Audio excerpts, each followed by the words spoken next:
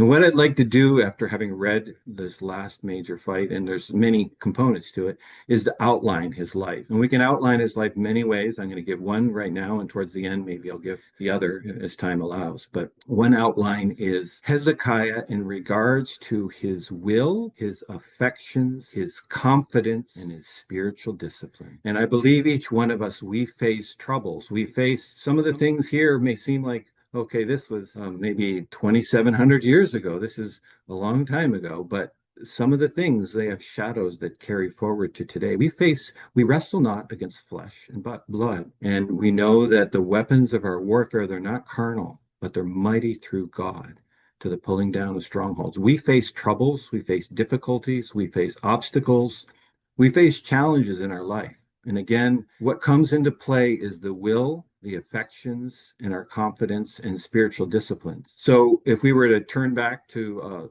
there's 4 chapters here in Chronicles, there's 3 chapters in Kings, there's 4 chapters in Isaiah. But if we were to turn to 2 Chronicles 29 and 30, you would see at the very beginning, let me just read a verse or two just to emphasize. The very beginning, Hezekiah acted rightly. He was very decisive. And I think each one of us, we should be decisive for the Lord. We should be clear.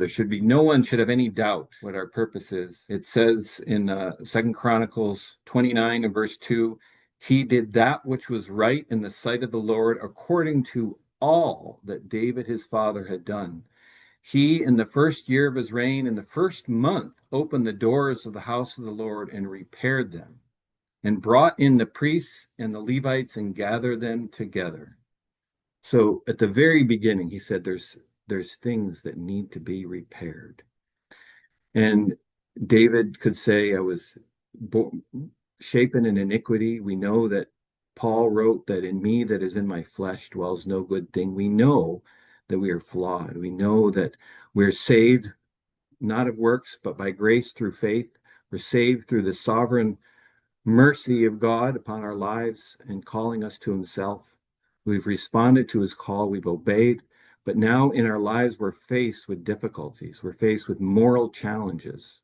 And Hezekiah was very decisive, and the will and the affections both need to be engaged.